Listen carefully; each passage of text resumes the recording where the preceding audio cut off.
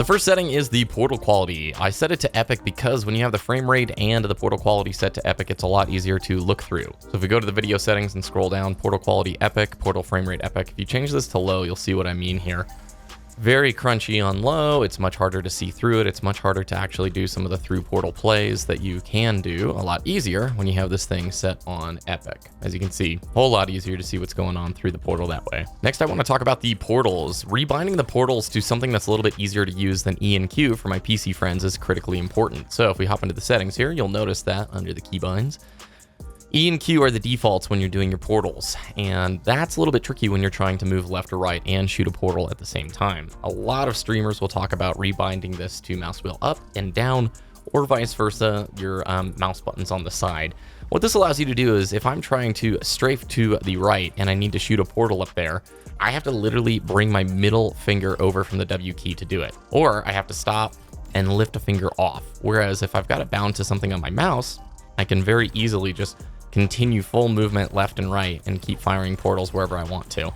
It's very, very useful, and it's one of those tips that I would recommend you guys change immediately. It doesn't have to be the mouse wheel if you don't want it to be, but if you've got some mouse buttons there, movement in this game is so critical that even just stopping for like a real brief second can get you in big trouble. So keep that in mind and change those keys quickly. The sooner you can master that like muscle memory, the easier it's going to be long term for you guys. Next up for my video settings, I play full screen, and then I also utilize 103 FOV. That's what I play at pretty much all of the FPS games that I play. The actual video settings here, you can pretty much adjust however you like, minus the portal qualities that I've mentioned before. Keep those at epic if you can. Now, within the mouse and keyboard settings, I play on about 2 cents and 1600 DPI. It's a little bit higher than like what most people are using, but that's generally how I play mouse FPS games. I utilize mouse-sensitivity.com to sort of uniform, get the same sensitivities across the games that I'm playing. And then I also disable mouse smoothing. I have toggle sprint on just for me, but these are all pretty much preferences.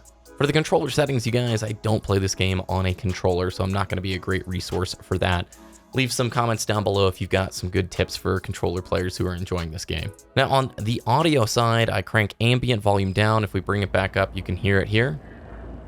Hear like ships and air traffic and all that stuff. We drop it. All you can hear right now is the portal sound.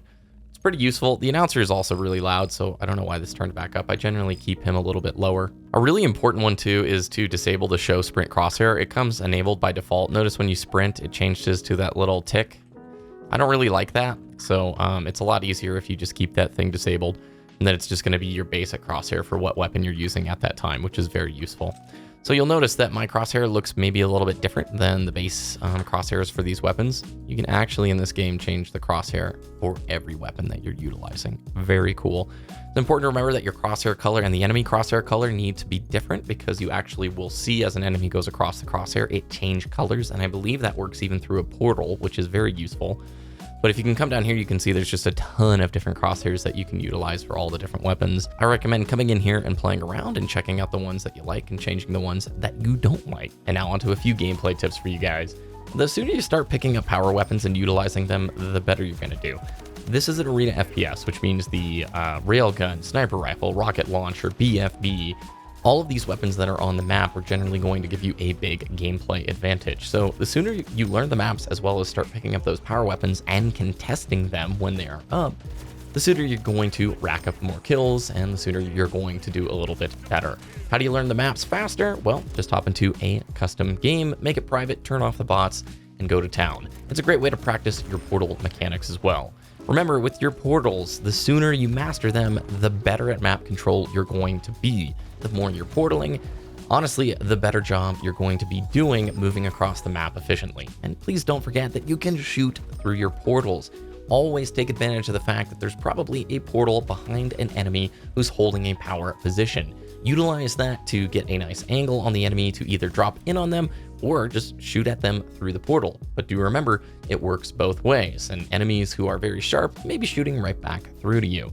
The next tip is really easy if you've been playing FPS games for a long time, and that's swapping to your secondary. The swap time in this game is incredibly fast, which means It's oftentimes better, instead of reloading in a fight, to just swap to your secondary, and with certain weapon combinations, let's say you're playing shoddy snipers, shoot once with the sniper, swap to your shotgun, fire it, then you can go back to your sniper. That way you always have a weapon out and ready to roll. This is a big one, especially for new players when I see them reloading mid-gunfight. I don't think players realize it, but this game has a really good replay mode, and it's worth checking out on some of the matches that you maybe do poorly on. See what the opponents are doing and what's working, how are they utilizing map movement, and pick up skills from there. Also, make sure you check out the video on screen where we look at the best game type in Splitgate for improving your snap to accuracy. Hey, it's also a ton of fun. It's like the best playlist in this game. Thanks very much for watching. If you enjoyed, please subscribe for more. Hope you're enjoying the Splitgate. I'm loving it, and I hope you have a really good rest of your day.